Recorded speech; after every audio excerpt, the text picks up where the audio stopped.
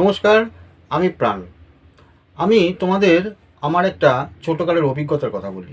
যখন স্কুল কলেজে পড়তাম তখন আমাদের একটা প্রবণতা ছিল যে আমাদের কিছু হাত খরচা ওঠানোর জন্য আমরা ছোটোখাটো কিছু ব্যবসা করতাম।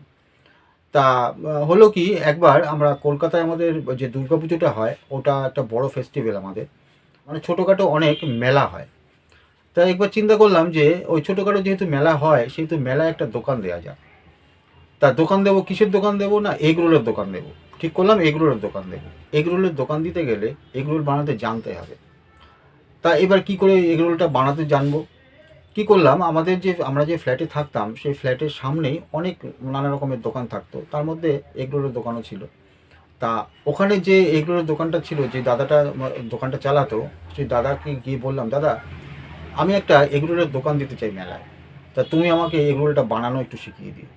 তা দাদা বললো, হ্যাঁ ঠিক আছে, কোনো অসুবিধা নেই, তুই এক কাজ করিস, তুই সন্ধ্যেবেলা চলে আসবি, এসে তুই কিছু কাজ করবি, কাজ করতে করতে তাহলে ওই এগরোল বানানোটা শিখতে পারবি। তাহলে না, আবার কাজ ওরকম করে কাজ করলে ইয়ে করলে হবে না, তাহলে বাড়ির থেকে মেরে পিঠের চামড়া তুলে দেবে। তা তুমি এক কাজ করো, আমি এমনি সময় এসে আমি তোমার কাছ থেকে শিখে যাবো। তুমি ঠিক আছে আসিস। তো রাত্রিবেলায় আমি ওনার কাছে গিয়ে এগরোল বানানোটা শিখেছিলাম। আমার এখনও মনে আছে, দাদা হাতে ধরে আমাকে এগরোলটা বানানো শিখিয়েছিল। তারপরে যথারীতি আমরা দোকানের প্রস্তুতি নিলাম, তাওয়া টাওয়া যা আছে আমরা সব নিজেরা কিনে নিলাম। নিয়ে এইবার আমরা ভাড়া নিলাম না, আমরা সব কিনে নিলাম। নিয়ে এবার আমরা মেলায় দোকানটা দিলাম। তো দোকানটা দেওয়ার পরে একটা জিনিস খেয়াল করলাম যে সব আশেপাশে অনেক দোকান আছে, তো প্রত্যেক দোকানে কিন্তু কাস্টমার ভর্তি। ওই রাস্তায় সারা রাত ধরে লোক চলাচল করে। তাই কিন্তু আমার দোকানে লোক নেই। তো আমি চিন্তা করলাম, তাহলে আমার ফলটা কোথায় আছে? এই ভেবে আমি দোকানের বাইরে গেলাম। তা দোকানের বাইরে গিয়ে একটা জিনিস খেয়াল করলাম, এগরোলটা যে ভাজছি সেই যে তাওয়াটা, সেই তাওয়াটা দেখাই যাচ্ছে না।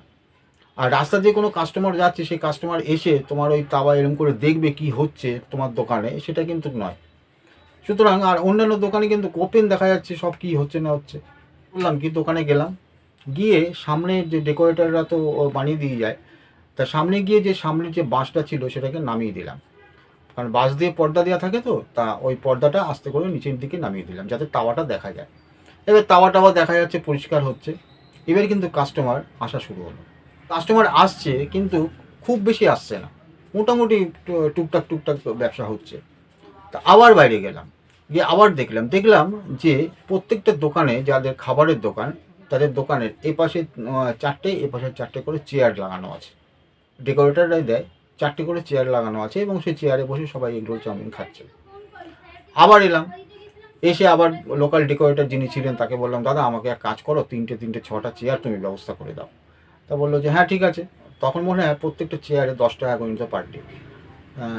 লাইটও নিত 10 টাকা করে পার ডে। এপাশে তিনটে, এপাশে তিনটে চেয়ার লাগিয়ে দিলাম। তা চেয়ারটা লাগানোর পরে কাস্টমার আসা শুরু করলো। তা দশমীতে কাজ কমপ্লিট হয়ে যায়। তা কমপ্লিট হয়ে যাওয়ার পরে দেখলাম যে আমাদের প্রফিট দুজনের বেশ ভালোই হয়েছে, এবং কি আমাদের যে তাওয়া টাওয়া যা কিনেছিলাম সব কিছুর দাম কিন্তু আমাদের উঠে যায়। তা যাই হোক না কেন, আমার যে বন্ধুটা ছিল তাকে আমি সব ওই তাওয়া টাওয়াগুলো দিয়ে দিলাম। দিয়ে একটা নির্দিষ্ট অ্যামাউন্ট ও আমাকে দিয়ে দিল। আমি এইভাবে দোকানটা চালিয়েছিলাম। তা ওখান থেকে আমি একটা জিনিস শিখিয়েছিলাম, যে যে জিনিস দেখা যাবে সেই জিনিসই বিক্রি হবে। সুতরাং যে জিনিস দেখা যাবে না সেই জিনিস কিন্তু বিক্রি হবে না। যদি আমার ভিডিও ভালো লেগে থাকে, মনে হয় যে এই এক্সপিরিয়েন্সগুলো আপনাদের কোনো কাজে লাগবে, তাহলে একবার সাবস্ক্রাইব করে দেবেন। Thank you.